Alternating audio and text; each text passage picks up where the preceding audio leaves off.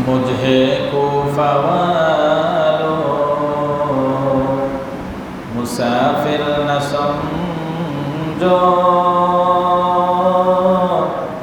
मैं आया नहीं हो बुलाया गया हो। मुझे कूफा वालों मुसाफिर न समझो, मैं आया नहीं हो बुलाया गया हो। कि मेहमान बना कर सताया गया हो, मैं रोया नहीं हो रुलाया गया हो। मैं रोया नहीं हो रुलाया गया हो। मुझे कूफा वालों मुसाफिर न समझो, मैं आया नहीं हो बुलाया गया हो। मैं आया नहीं हो बुलाया गया हो। আলহামদুলিল্লাহ। উপস্থিত সম্মানিত মুসল্লিয়ানে কেরাম, পর্দার অন্তরালে মা ও বোনেরা, আজকে মুহররম মাসের ৮ম দিন ৮ তারিখ, জুলাই মাসের আজকে ৪ তারিখ, আষাঢ় মাসের আজকে ২০ তারিখ। মুহররম মাসের দ্বিতীয় একটি জুমাতে আল্লাহ পাক আমাদেরকে এসে বসে আলোচনা করার এবং শোনার মতো সুযোগ দান করছেন, আলহামদুলিল্লাহ। আমরা হিজরি নববর্ষ উদ্দেশ্যে গত জুমায় কিছু আলোচনা শুনছিলাম। আরবি ১২ মাসের প্রথম মাস শুরু হয় মুহররম মাসের মাধ্যমে। আর এই মুহররম মাসকে ঘিরে ইরাক, ইরান বা আরব মধ্যপ্রাচ্যের ভিতরে বিশেষ করে বিভিন্ন জায়গায় যারা শিয়া সম্প্রদায় আছে, তারা কারবালার প্রান্তের ঘটনাকে, ইতিহাসকে কেন্দ্র করে বিভিন্ন জায়গায় মরসিয়া করে, মাতাম করে, বিভিন্ন উদযাপন, বিভিন্ন মাধ্যমে তারা মুহররম মাসকে পালন করে। আমরা সেই সুবাদে হিজরি নববর্ষ, নতুন একটি বৎসর, আরবি বৎসর এসে আমাদেরকে কি বার্তা দিচ্ছে, বা এই হিজরি নববর্ষের মাধ্যমে আমরা প্রত্যেকটা বছর কি মেসেজ পাই, আমাদের জীবনকে কিভাবে পরিবর্তন করতে পারি, আল্লাহ রসুল কি বার্তা দিয়ে গেছেন। আসলে কি মুহররম মাস, আশুরা, মুহররম মাসের 10 তারিখ যেটাকে আমরা আশুরা বলি, ওই 10 তারিখকে কেন্দ্র করেই কি মুহররম মাসের গুরুত্ব বাড়ে গেছে, নাকি এই মুহররম মাসের 10 তারিখে এরকম ঘটনা আরও অনেকেই হয়েছে? কিন্তু মুহররম মাসের 10 তারিখ হাসান হুসাইন রাদিয়াল্লাহু তাআলা আনহুর সাথে যে মর্মান্তিক ঘটনাটা হয়েছে, এটা বেশিরভাগ মানুষের হৃদয়ে নাড়া দিয়েছে, যেটা কিয়ামত পর্যন্ত মানুষ কখনো ভুলবে না। কেন ভুলবে না সেটা বলবো ইনশাআল্লাহ। তো এখন আমরা গত জুমায় মুহররম মাসের করণীয়, মানে মুহররম মাসে আমরা কি কি কাজ করতে পারি, 10 তারিখে আমাদের কি কি কাজ, কি করলে সওয়াব, কি আমরা করব না, এই বিষয়ে আমরা গত জুমায় মোটামুটি কিছুটা শুনছি। যেহেতু মুহররম মাস, ওই মাসে কিছু ওই মাস নিয়ে আলোচনা করতে হয়, না হলে তো আর আমরা শুনবো থেকে। শুক্রবারে যদি হুজুরে কিছু না বলে আমরা তো শোনার সুযোগ নেই। এখন আসেন, আমরা যে আশুরা আশুরা আশুরা বলতেছি, 10 রোজা 10 রোজা, মহিলারা 10 রোজা আশুরা, আসলে 10 রোজা আশুরা এটার মানে শরীয়ত সম্মতভাবে কোনো ওয়াজিব, ফরজ, সুন্নাত, মানে গুরুত্বপূর্ণ একবার রাখতে হবে, না রাখলে গুনাহ হবে, এমন কিছু নয়, এমন কিছু না। তবে এটা হলো একটা মুস্তাহাব বা সুন্নতের ভিতরে পড়ে। সেটা হলো যদি আশুরার রোজাটা আপনি রাখেন তাহলে আপনার 1 বছর পূর্বের গুনাহ আল্লাহ পাক রব্বুল আলামিন ক্ষমা করে দিবেন। 10 তারিখের রোজা। আর যখন আল্লাহ রাসূল যখন মদিনায় গেছেন দেখছেন ইহুদিরা 10 তারিখ রোজা রাখলো, আর আল্লাহ রাসূল বলছেন কেন রাখলা? বলে এই দিন তো মুসা আলাইহিস সালাম ফেরাউনের লস্কর বাহিনী থেকে মুক্তি পাইছে, এজন্য আমরা শুকরানা স্বরূপ এই দিনে রোজা রাখি। তো বলছে মুসা আলাইহিস সালামের থেকে তো আমরা আরো বেশি হকদার তোমাদের চেয়ে, আমরাও রোজা রাখবো। যে আমার যদি হায়াত আগামী বছর পর্যন্ত বেঁচে থাকি আমি, তাহলে আমি 2টা রোজা রাখবো। আল্লাহ রাসূল সাহাবায়ে কেরামকে বলে দিয়েছেন যে তোমরা মুহররম মাসের 10 তারিখ রোজা রাখবা, সাথে 9 তারিখ অথবা 11 তারিখ মিলাই 2টা রোজা রাখবা, যাতে করে ইহুদিদের রোজার সাথে তোমাদের সাথে মিলে না যায়। তারা একটাই রাখে আর আমরা মুসলমানরা 2টা রাখি। আর আমরা মুসলমানদের ভিতরে আমরা নারী মহিলারা বেশিরভাগ 10টা রাখে, অনেকে 10টা রাখে, 10 রোজা বলে। মুহররম মাসের 1 তারিখ থেকে 10 তারিখ পর্যন্ত রোজা রাখে, অসুবিধা নেই, রাখলে সওয়াব আছে। যদি অসুস্থ হন বা রাখতে না পারেন অসুবিধা নেই, কোনো সমস্যা নাই, গুনাহ নাই, তবে 10 তারিখটা রাখলে ভালো, সওয়াব। এখন আসেন কারবালা, যেটাকে আমরা বলি যে মুহররম মাসের 10 তারিখে কারবালার কাহিনী, কারবালার ইতিহাস হইল। কারবালার কাহিনীটা কেন হইল? হযরত হুসাইন রাদিয়াল্লাহু তাআলা আনহু কারবালার প্রান্তে, এই জায়গাটা কোথায়, কেন বা উনি এখানে আসলেন, তিনার কি উদ্দেশ্য ছিল, কেন ওনাকে সপরিবারে ওখানে হত্যা করা হলো, মানে শহীদ করা হলো, কেন, কি জন্য, উনি কি কিসের লালসনার? হযরত হুসাইন রাদিয়াল্লাহু তাআলা আনহু হুজুর পাক সাল্লাল্লাহু আলাইহি সাল্লামের দৌহিত্র হযরত আলী রাদিয়াল্লাহু তাআলা আনহু, হযরত ফাতেমা রাদিয়াল্লাহু তাআলা আনহার সন্তান, ঠিক না? ওয়া ফাতেমাতু সাইয়্যিদাতু নিসাই আহলিল জান্নাহ, জান্নাতি রমণীদের সরদারিনী হযরত ফাতেমা রাদিয়াল্লাহু তাআলা আনহার সন্তান হযরত হুসাইন। রাসূল আকরাম সাল্লাল্লাহু আলাইহি ওয়াসাল্লামের কলিজার টুকরা নাতি হুসাইন রাদিয়াল্লাহু তাআলা আনহু, ইসলামের ৪র্থ খলিফা হযরত আলী কাররামাহুল্লাহু রাদিয়াল্লাহু তাআলা আনহুর সন্তান হুসাইন। তো উনাকে কেন কারবালার প্রান্তে যাইতে হইল? কেন? কারবালাটা হইল বর্তমানে যে ইরাক আছে না, আমরা যে রাষ্ট্রকে ইরাক হিসাবে চিনি, যারা সৌদি মানচিত্র দেখছেন বা দেখেছেন, সৌদি, ইরাক, ইরান বিভিন্ন রাষ্ট্রগুলো পাশাপাশি, ইয়েমেন। তো সৌদি থেকে ইরাক বেশি দূরে না, বর্ডার আছে। আগে তো পায়ে দলে হেঁটে যেত, রাস্তা ছিল পাহাড়ি, সুড়ঙ্গ, মরুভূমি পথ। তো সৌদি থেকে তখন তিনি মদিনায় ছিলেন হুসাইন রাদিয়াল্লাহু তাআলা আনহু। ওই ইরাকের একটা জায়গার নাম হলো ফুরাত নদী আছে, ওই নদীর পাশে একটা জায়গার নাম হলো কারবালা। ওই মাঠে, ওই জায়গাতে, ওই পর্যন্ত হুসাইন রাদিয়াল্লাহু তাআলা আনহুর যে কাহিনী, হুসাইন রাদিয়াল্লাহু তাআলা আনহু ছিলেন মদিনাতে। তো ইরাকের কুফাবাসী, ইরাকের কুফা একটা জায়গার নাম, ইরাকের কুফাবাসী, কুফার লোকেরা হুসাইন রাদিয়াল্লাহু তাআলা আনহুর নিকট চিঠি পাঠাইলেন যে আপনি আমাদের ইরাকে চলে আসেন, কুফাতে চলে আসেন, আমরা আপনার উপর বায়াত গ্রহণ করব, যে আমরা আপনাকে মেনে চলবো, আপনি আমাদের আমির, আপনি আমাদের খলিফা। কেন?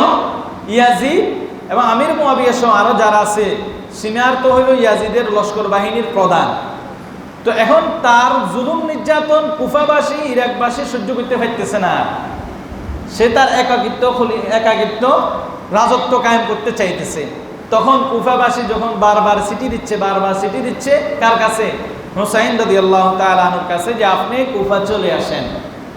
হুসাইন রাদিয়াল্লাহু তাআলা আনহুর নিকট যখন বারবার চিঠি আসতেছে কুফা থেকে, যে আপনি কুফাতে চলে আসেন, ইরাকবাসী আপনার উপর বায়াত গ্রহণ করবে, আমরা ইয়াজিদের উপর সন্তুষ্ট নয়, আমরা আপনার উপর সন্তুষ্ট।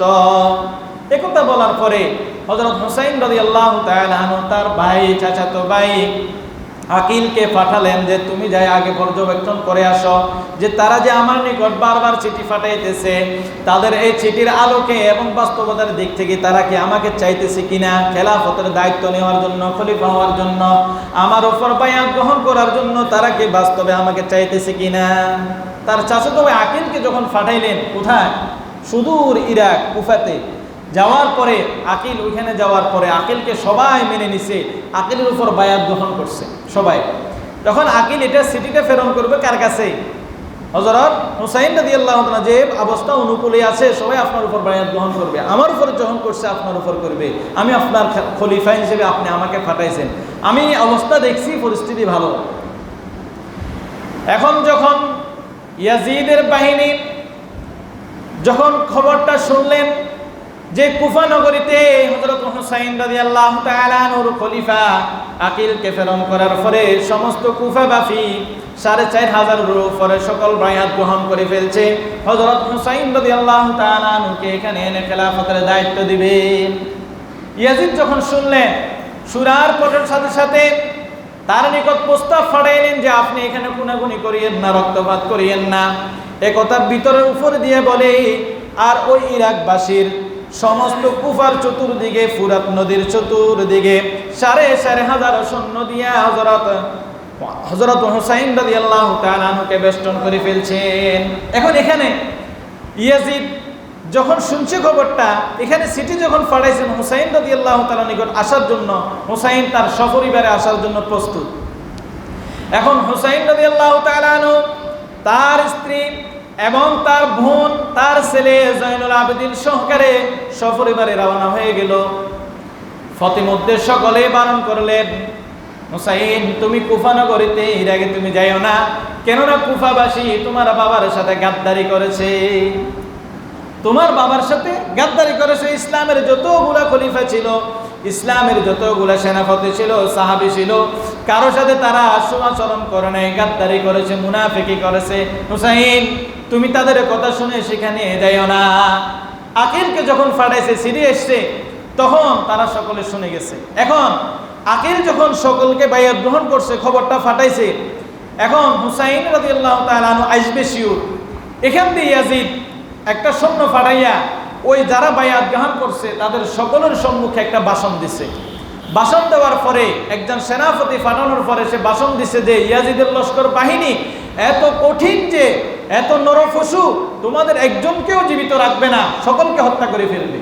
এরকম মানে ভয়ঙ্কর ভাষণ দেওয়ার পরে ওই আকিলের উপরে যতজনে বায়াত গ্রহণ করছে হুসাইন রাদিয়াল্লাহু তাআলা আনহুকে আনার জন্য, এই বক্তব্য ইয়াজিদের বাহিনীর একজনের দায়িত্বে সেনাপতির বক্তব্য শোনার পরে আস্তে আস্তে সবাই ভাগি গেছে। যারা বায়াত গ্রহণ করছে তারা সবাই ভাগি গেছে। যাওয়ার পরে এখন শুধুমাত্র আকিল একাই রয়ে গেছে, 2-1 ছাড়া আকিলের সাথে আর কেউ নাই। সবাই ভাগি গেছে ও বক্তব্য শুনি ভয়ে, ইয়াজিদের সৈন্যের ভয়ে সবাই চলে গেছে। এখন যখন চলে গেছে, এই খবরটা তো এখন হুসাইন রাদিয়াল্লাহু তাআলা শুনাইতে হবে, না তো উনি চলে আসবে। এখন হুসাইন রাদিয়াল্লাহু তাআলা যখন আসার প্রস্তুতি নিয়ে নিছেন, এদিকে আকিলের উপরে যারা বায়াত গ্রহণ করছেন তারা সকলেই চলে গেছেন, শুধুমাত্র আকিল এবং তার সাথে কয়েকজন আছে। কয়েকজনে কি পারিবে সম্ভব?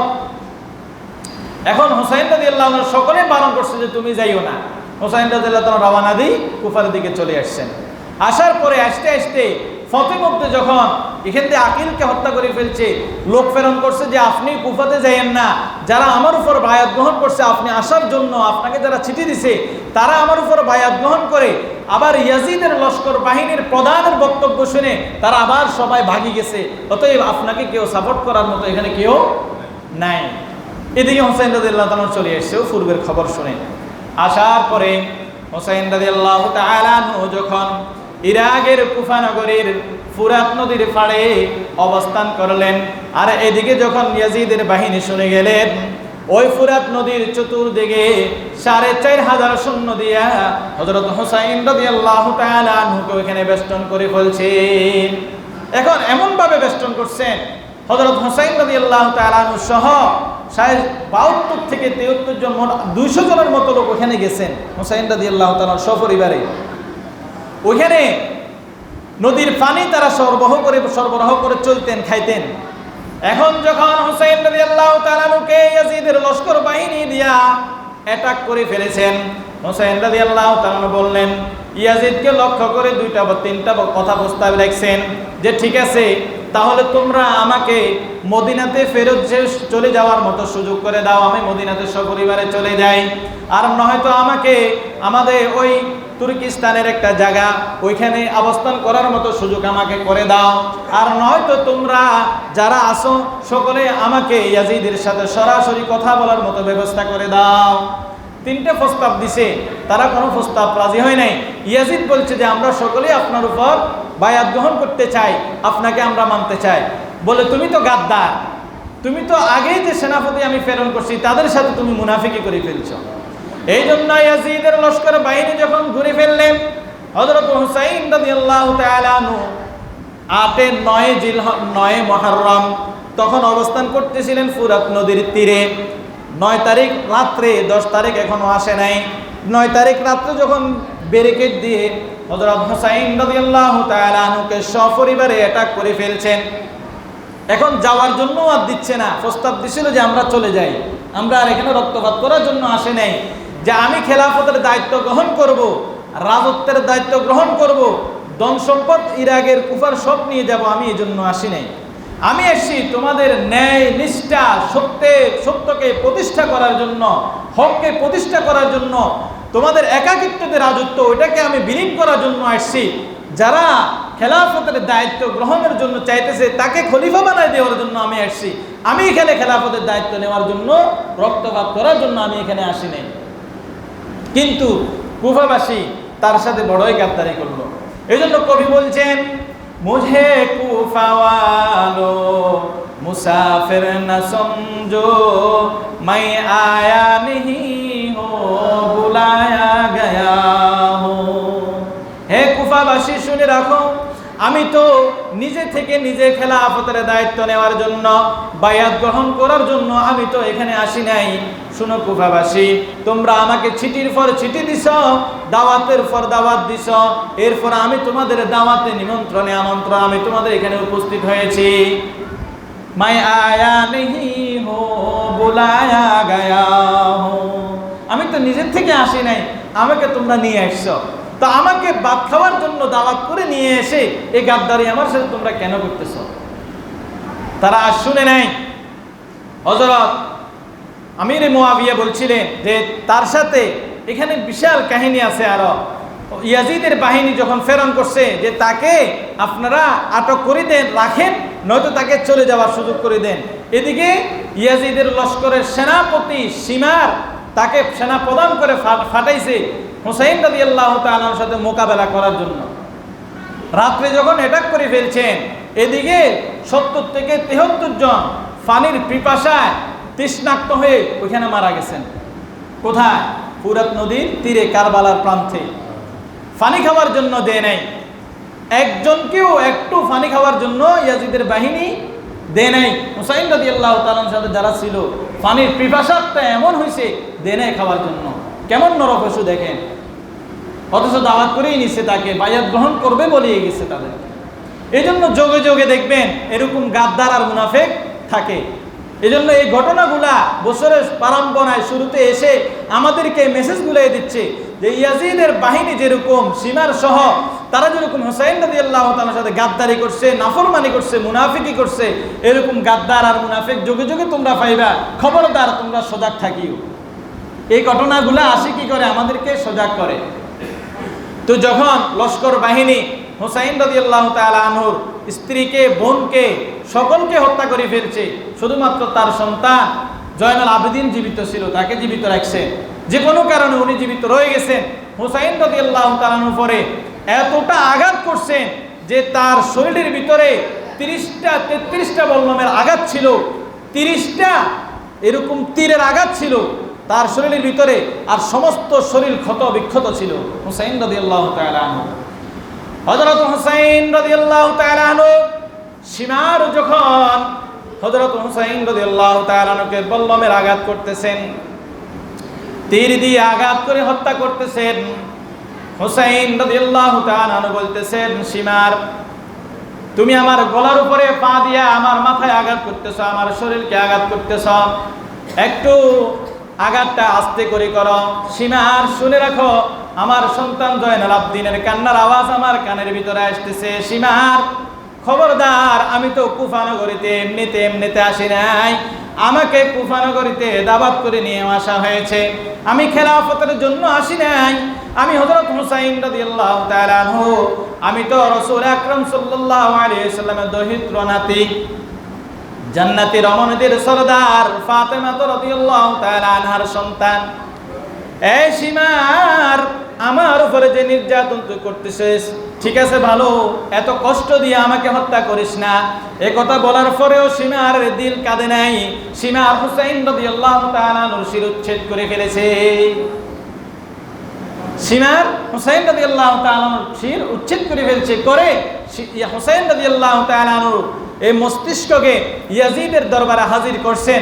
করে দেখানোর পরে ইয়াজিদ মাথা দেখে আতঙ্কিত, ভয়ে আতঙ্কিত হয়ে গেছেন যে এতটুকু পর্যন্ত তো আমি বলি নাই। এখন সাথে সাথে এরপরে ঘোষণা করে দিয়েছেন যে ঠিক আছে, হুসাইন রাদিয়াল্লাহু তাআলা শির উচ্ছেদ নিয়ে যাও, ওইখানে নিয়ে ওই কুফা নগরীর যে ফুরাত নদীর তীরে কারবালার প্রান্ত, ওইখানে তাকে দাফন করে দাও। তাহলে বোঝা গেল হুসাইন রাদিয়াল্লাহু তাআলা আনহু ছিলেন মদিনায় খেলাফতের হক প্রতিষ্ঠা করার জন্য, ন্যায় প্রতিষ্ঠা করার জন্য, হকের পথে আনার জন্য। হুসাইন রাদিয়াল্লাহু তাআলা তাও নিজ ইচ্ছা যায় না, দাওয়াত করে নিয়ে গেছেন তাকে, কিন্তু তারা সেখানেও কি করছেন? গাদ্দারি করছেন। শুধু তাই নয়, হত্যা করছেন। শুধু তাই নয়, শিরচ্ছেদ করে ফেলছেন। কত বড় নাফরমান আর গাদ্দার তারা, চিন্তা করেন। এই জন্য এই আশুরার 10 তারিখের এই ঘটনাটার কারণে সকলের নিকট সবচাইতে প্রিয় যে 10 মুহররম আশুরা, আশুরা কারবালা, কারবালা, ঠিক না? দেখবেন সিটাঙে সব বিভিন্ন জায়গাতে হাই হোসেন, হাই হাসান, হাই হোসেন, হাই হাসান গা কাটতেছে, বিভিন্ন মরসিয়া করতেছে, তাজিয়া করতেছে, হাই হোসেন, হাই হোসেন করে। বিশেষ করে এটা ইরানের ভিতরে বেশি হয়। তো এই জন্য আসলে হুসাইন রাদিয়াল্লাহু তাআলা হককে প্রতিষ্ঠা করার জন্য আসছিলেন। তো আমরা নিজেরা নিজেদের অবস্থান থেকে কতটুকু হক সত্যকে বাস্তবায়ন করার জন্য সত্যর মুখকে ফুটিয়ে উঠাই, সত্য কথা বলি আমরা নিজেরা। হুসাইন তো শহীদ হয়ে গেছেন কারবালার প্রান্তে, আমরা কে কোথায় রক্ত ঢেলছি? রক্ত ঢালা তো দূরের কথা, কোথাও যদি কোনো অন্যায় হয় আর অন্যায়ের প্রতিবাদের জন্য যদি কেউ মুখ খুলে, তখন আমরা বলি হেতের খাদিয়ার কাম নাই, হেগুনে কজ্জাগর করক টুকিলে হিনে কথা করে, ঠিক না? আমরা কথা বলি না? তো যদি একথাই হয়ে থাকে, তাহলে হুসাইন রাদিয়াল্লাহু তাআলাকে যে কারবালার প্রান্তে শহীদ করা হলো, এটার দ্বারা আমরা কি শিখলাম? আর এই কাহিনীর দ্বারা আমরা আর কি শিখলাম? আশুরার দ্বারা আমরা আর কি শিখলাম? কি বলেন? কোথাও যদি অন্যায় দেখেন, সাথে সাথে ওখানে প্রতিহত করতে হবে। আপনার শক্তি সামর্থ্য যতটুক আছে এতটুক দিয়ে আপনি তাকে বলতে হবে। মনে করেন না আপনি বাজার করতে গেছেন, বাজারে একজন কাস্টমার আরেকজন দোকানদার ঝগড়া লাগছে, যে কোনো কারণে ঝগড়া লাগছে। আপনি চিন্তা করতেছেন যে আপনি যতটুক দেখছেন যে এখানে দোষটা উভয়ের আছে। এখন একজনের শক্তি বেশি থাকার কারণে সে আরেকজনের উপর চড়াই হতে বলতেছে। আপনি যখন বলবেন এই দাঁড়াও, আমি দেখছি এতক্ষণ তোমরা কি নিয়ে ঝগড়া করতেছো, আপনি যখন দাঁড়াও বলবেন, আপনার সাথে আরেকজন আসবে, কি হয়েছে ভাই? এমনি এমনি আমি এতক্ষণ দেখছি ওনাদের এই সমস্যা, কি বলেন? এখন আপনি যদি বলেন আমি বাজার করতে এসেছি, আমার বাজার নিয়ে আমি চলে যাই, ও হেতর কুকুর যে হেতারা করো, এটা কি ঠিক হবে? এটা যদি ঠিকই হইতো, হুসাইন রাদিয়াল্লাহু তাআলা তার মদিনা থেকে কুফাতে আসতেন না। এত জোরে নিষেধ করছেন, ঘরে ঘরে নিষেধ করছেন, রাস্তায় রাস্তায় নিষেধ করছেন যে হুসাইন তুমি যাইও না কুফাতে, ওরা গাদ্দার, ওরা নাফরমান, ওরা তোমাকে ডাকে নিবে, মেহমান বানায় নিবে, কিন্তু তারা তোমাকে সে আপ্যায়ন করবে না। তারা তোমার উপরে বায়াত গ্রহণ করবে বলছে, কিন্তু তারা বায়াত গ্রহণ করবে না। করছিল, তারা ওই ভয়ে আবার পলাই গেছে। তো এই জন্য আমরা যেখানে থাকি, যেভাবে থাকি, সত্যের উপরে আমরা অটল অবিচল থাকতে হবে। যদি না থাকি তাহলে আমার ইমানের ভিতরে দুর্বলতা আছে বুঝতে হবে। না হলে এই আশুরার দিন আসিয়া আমাদেরকে কি বুঝাইল? আর আশুরা কারবালার ঘটনা শুধু এই 10 তারিখে হয়েছে এমন নয়। মুসা আলাইহিস সালাতু ওয়াস সালাম যখন নীল নদী দিয়ে যাইতেছেন, রওনা হয়ে গেছেন, রাস্তা বাইর হয়ে গেছে, তখন ফেরাউনের লস্কর বাহিনী ওইখানে সকলকে কি করছে? ওইখানে ডুবে মেরছিল না? তো এই যে ডুবাই মারা আর মুসা আলাইহিস সালামকে তার লস্কর বাহিনী সকল সহকারে সকলকে হেফাজত করছেন, আল্লাহ পাক রব্বুল আলামিন বাঁচাইছেন। ওই ঘটনাটাও তো কিন্তু কোন দিন? মুহররম মাসের 10 তারিখ। কি বলেন? আর একটা ঘটনা নূহ আলাইহিস সালাতু ওয়াস সালামের, আমরা অনেকে জানি নূহ আলাইহিস সালাতু ওয়াস সালামের কাহিনী তো বিশাল। যে যখন বলছে চুলার ভিতরে কি করবে? আগুন, পানি উঠবে, বাতের মাড়ের যেরকম গট গট গট গট করে উতরায়, এরকম যখন ফানি সুরা থেকে উঠবে তখন দেখবেন দেন আপনার এখন ওয়াবাল আসতেছে যে ফানিয়ে সব ডুবে মেরে ফেলবে সবাইকে, তখন আপনি ওই কিস্তির উপর উঠবেন। কিস্তির একটা কাহিনী। তো এখন ওই যে নূহ আলাইহিস সালাতু ওয়াস সালামের কিস্তি, নূহ আলাইহিস সালাতু ওয়াস সালামের জাহাজ যদি পাহাড়ের উপরে অবতরণ করছেন, থামছেন মুহররম মাসের কত তারিখ? 10 তারিখ। আর নূহ আলাইহিস সালামের কিস্তি যদি ওই দিন না থামাইতেন, আর এ বনি আদমের সিলসিলা এই পর্যন্ত আসারও সুযোগ থাকতো না। প্রত্যেক প্রাণীর এক জোড়া করে উঠেছেন ওইখানে আল্লাহর হুকুমে। তো তাহলে এই ঘটনাটা শুধু কারবালাকে নিয়ে না, ঘটনা কারবালার দিনে আরো অনেক এরকম হয়েছে। এই ঘটনাগুলো আসে আমাদেরকে একথা মেসেজ দিচ্ছে, বুঝাইতেছে যে সত্যের উপর অবিচল থাকতে হবে, সত্য কথা তোমাকে বলতে হবে, সত্য তোমাকে প্রতিষ্ঠা করতে হবে। আর যখন তুমি সত্য প্রতিষ্ঠা করতে যাইবা, সত্য কথা যখন তুমি বলতে যাইবা, তোমার পাশের সোসাইটি কেউ থাকবে না, তুমি একা হয়ে যাবে। এজন্য ওয়াকুল জাআল হক ওয়া যাহাকাল বাতিল ইন্নাল বাতিলা কানা যাহুকা। আপনি দেখবেন সত্য যেখানে ওইখানে বাতিল আছে, বাতিল যেখানে ওইখানে সত্য মাথা ছাড়া দিয়ে উঠবেই সত্য। আপনি যখন সত্যের পথে দাঁড়াই দেবেন, দেখবেন আরেকজন কোন হাতে বালা কথাই কইছে, ঠিক আছে তো ভাই বালা কথার দাম আছে নি, কিনলে কইতে গেছ এত ধরে হাত করার কাল লাগাই লই গেছো জেলে, একেবারে নির্দোষ, এগুলো অসুবিধা নাই, আমি সত্য বলে জেলে গেছি তো কি একটু কষ্ট করবো আর কি, সমস্যা নাই। এরকম মানুষ আছে না? এখনো আছে। না থাকলে সূর্য আলো দিত না, চন্দ্র আলো দিত না, বাতাস আমাদেরকে হিমেল করতো না, আবার সমুদ্রের মাছগুলো আমাদের কাছে দ্বারার কাছে আসতো না, গাভী আমাদেরকে দুধ দিত না, আমাদের ছেলে সন্তান দুনিয়াতে আবির্ভাব হতো না, বন্ধ হয়ে যেত। ভালো মানুষ আছে এখনো।